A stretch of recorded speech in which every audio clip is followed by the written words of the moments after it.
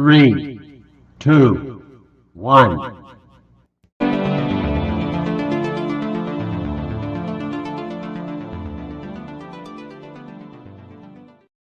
Hello and welcome. Happy Thursday. I'm going a little bit early this week as I will be out this weekend, but wanted to give you the Week 8 preview a couple of days in advance. Week 8 of the NFL season features no teams on a bye. Kind of surprising. Then we'll have 2 teams next week, and we'll have up to 6 teams on bye in the weeks surrounding what should be the end of the fantasy regular season. So go figure.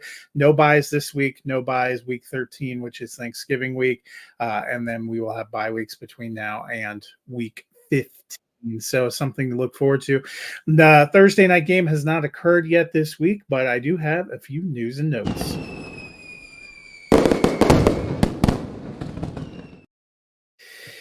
It's another week with some major injuries for Cleveland. That means the loss of Deshaun Watson, ruptured his Achilles tendon. He is out for the year. Jameis Winston has been named the starter there. For Tampa Bay, it's the loss of 2 wide receivers. It was a very costly Monday Night Football game as they tried to come back from being way down.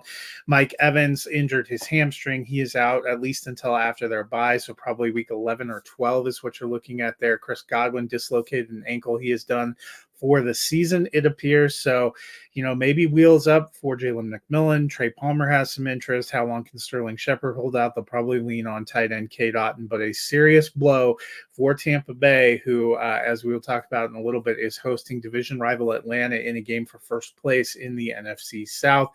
Also a tough beat for the 49ers at receiver, torn ACL and MCL for Brandon Ayuk. He is now out for the season. Deebo Samuel, pneumonia, it was the illness that kept him off the field Sunday, actually landed him in the hospital. He is out now, but I think he is a long shot to play on Sunday. So too is DK Metcalf, who sprained his MCL. The Seahawks host the Bills, but they will likely be down their number 1 receiver.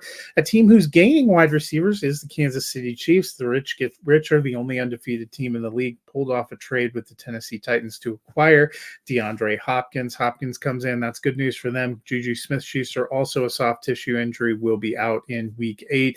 So DeAndre would pair with Worthy, Mecole Hardman, tight ends Travis Kelce and Noah Gray, and Kareem Hunt in the backfield as they try to remain unbeaten going in to face the Las Vegas Raiders. The Raiders going back to Gardner Minshew, not because of play, but because of an injury, thumb injury to Aiden O'Connell, who made his second start of the season on Sunday. He is now out for 6 weeks.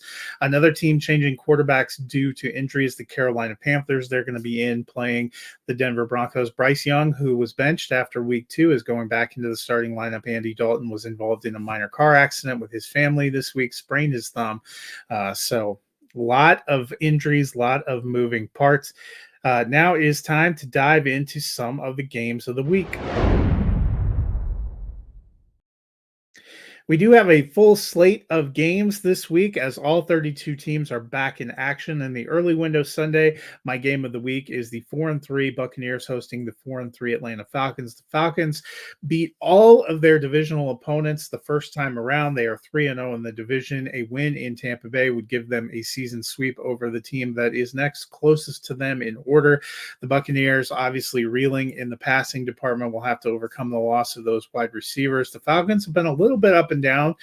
They won 3 straight in the division. They lost a pretty bad game to the Seahawks last week. Kirk Cousins looked out of sorts, 2 interceptions and a fumble. Can he get back on track? This is a big divisional game. Another interesting game, the late window game on Sunday, the 5-2 Buffalo Bills at the 4-3 Seattle Seahawks. As I mentioned, the Seahawks probably will be without DK Metcalf. That could mean more targets for Jackson Smith-Njigba and Tyler Lockett. They're facing a good Bills team. The Bills traded for Amari Cooper last week. He had 66 yards and a touchdown in his first game, but also great games for Keon Coleman, Khalil Shakir, and Dalton Kincaid. They're really getting that passing offense put together. Another week further along. James Cook should be more healthy, returning from his injury, only 32 yards, but did have a touchdown last week, no receptions, but they are getting that passing game going. The Bills looking to open up a lead a little bit wider in the AFC East, while the Seahawks are actually the number one team in the NFC West, would like to hold on to that title. Speaking of NFC West, Sunday Night Football this week, the 3-3 Dallas Cowboys, coming off of a bye and really in need of a win to get back on track, are at San Francisco at 3-4 49ers. The 49ers have been racked by injuries. George Kittle dealing with a little bit of an ankle injury. A hip injury kept Jawan Jennings out of the lineup last week. Ricky Pearsall, who was shot in the preseason, actually seems to be the healthiest wide receiver for the San Francisco 49ers. Should tell you something. Jordan Mason in the backfield still dealing with that AC joint sprain, played through it last week. I expect him to be out there, but both of these teams really need a win. Two teams that were in the playoffs last year were expected to be somewhat of contenders this year and have gotten off to a really sluggish start. Sunday Night Football, Russell Wilson came out, was QB3 last week as the Steelers beat the Jets 37-15 on Sunday Night Football. Now moves to Monday night, where he's hosting the New York Giants. Last week, Daniel Jones, only 99 yards passing, actually got the hook against the Philadelphia Eagles, and they inserted Drew Lock. They maintain that he is still the starter, but you have to figure it's going to be a somewhat short leash for Daniel Jones, and this is not an incredibly appealing matchup against a pretty hot Pittsburgh Steelers team. They're 5-2. They are quietly chasing the Baltimore Ravens and trying to remain hot in that playoff picture. So those are a couple of the games that I really like this week. Only one Monday Night Football game this week. We will return to a few Monday night doubleheaders a little bit later in the season. So that's the games I like. What about some players I like?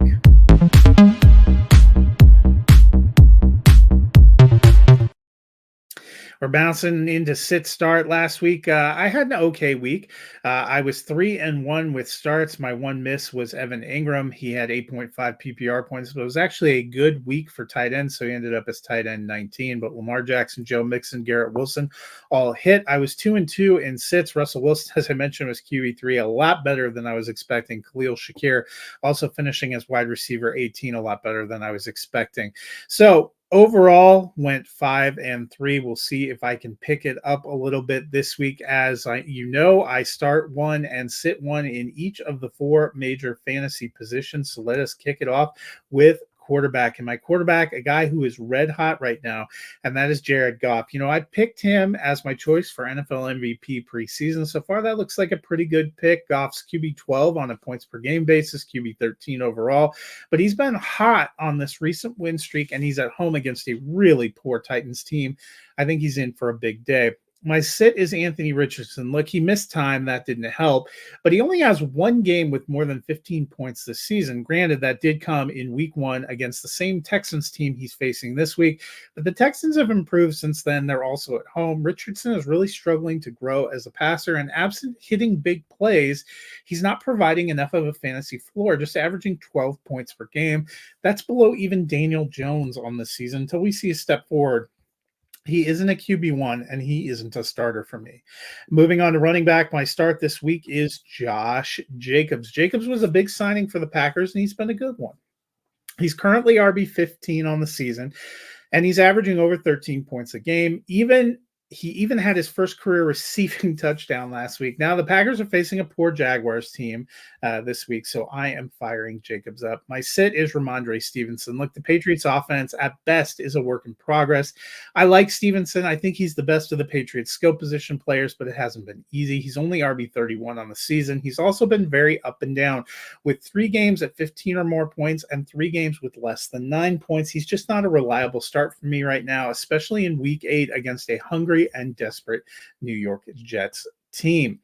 At wide receiver, my start is Brian Thomas Jr. The Jaguars host the Packers this week. They'll need to throw, and that's a good thing for those of us who roster the rookie Thomas. He's been the Jaguars' best receiver this season. He's wide receiver 8 on the season, averaging more than 15 points per game. He's been a great fit with Trevor Lawrence. He should be a weekly start.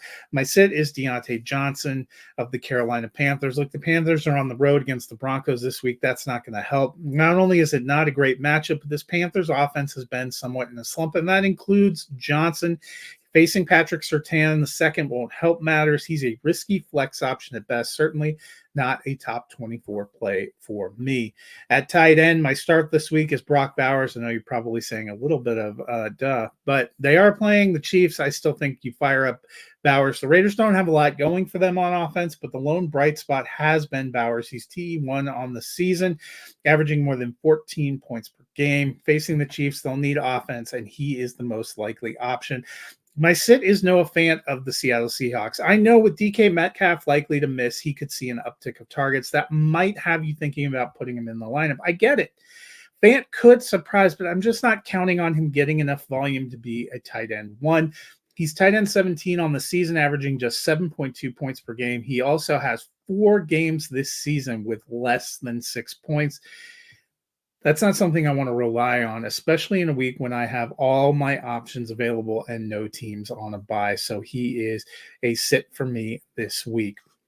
Well, before I get out of here, I'm going to turn over to my picks against the spread. I was hot again in week 7, going 10-5. I am now 57-50 on the season, my second straight week with 10 or more correct picks. Can I keep it up? Let's see. Thursday night, I'm taking the Minnesota Vikings -2.5 over the Los Angeles Rams. I think they will get the win. Baltimore, I'm taking them -9.5 over the Cleveland Browns. Jameis Winston could be fun for some YOLO balls, but the Ravens are playing at a whole other level. I am taking the Detroit Lions -11.5 at home against the Tennessee Titans. The Titans got blown out by 24 against the Bills last week. I don't see them doing any better in Detroit. The Miami Dolphins supposed to be welcoming back Tua Tagovailoa. I think that will make a difference. I'm taking them -3.5 over the Arizona Cardinals. I am taking the Jets -7.5 in New England. Look, I know the Jets have not been great. They have not put it all together, but they bludgeoned the Patriots earlier this season. They are going to want to get Devontae Adams and Garrett Wilson and Breece Hall going, and I think they have too much offense for Drake May and the Patriots. I'm taking the Atlanta Falcons +2.5. I also think they get the straight-up victory in Tampa Bay. I like Tampa Bay as a team, but that is a lot of injuries to overcome, and Atlanta has been hot against the division. I'm taking the Green Bay Packers -4.5 over the Jaguars. This just isn't the same Jaguars team we've seen the last couple of years. I'm taking the Houston Texans -5.5 over the Colts at home. I know their first matchup was really close, but I think the Texans are a better team at home, and I think there's still some growth pains for Anthony Richardson. I'm taking the Philadelphia Eagles +2.5 at the Cincinnati Bengals. This is a tough one. A little bit of a toss-up. The Bengals have won 2 straight, trying to get back to 500, but I like the Eagles a little bit better. I think they get the win on the road. I'm taking the New Orleans Saints +7.5 at the Los Angeles Chargers. I picked the Chargers for the straight-up victory, but I do not think it's going to be a big blowout. I took the Buffalo Bills -2.5 over the Seattle Seahawks. I think they will go in and get a win in Seattle. I took the Chicago Bears -2.5 against the Washington Commanders. Both these teams have been good. It wouldn't shock me if the Commanders got a win, but Jaden Daniels is not looking great to suit up. I think that gives Chicago off a bye a little bit of an edge. I took the Broncos -7.5 over the Panthers. It's a lot of points, but the Broncos have a very good defense. They've been a little bit better at home, and the Panthers have been very suspect. I took the Chiefs -9.5 against the Raiders in Las Vegas. I know the Raiders shocked the Chiefs in Las Vegas last year, but this is a different Raiders team. They just don't have that energy going. I took the Dallas Cowboys +5.5 on Sunday Night Football over the 49ers. I think the 49ers will get the outright victory, but I think this one's going to be close. I think these two teams are fairly evenly matched. And finally, I took the Pittsburgh Steelers -6.5 at home over the New York Giants on Monday Night Football. I like the Steelers and what they're doing with Russell Wilson. I think the Giants are in a little bit of trouble. I'll be curious to see what happens in the wake of this. Well, that'll do it for me this week. That's all you need to know going into week 8 of the NFL season. Hope you guys have a wonderful week, and I will see you again next week back in our regular slot on Sunday mornings. Until then, have a wonderful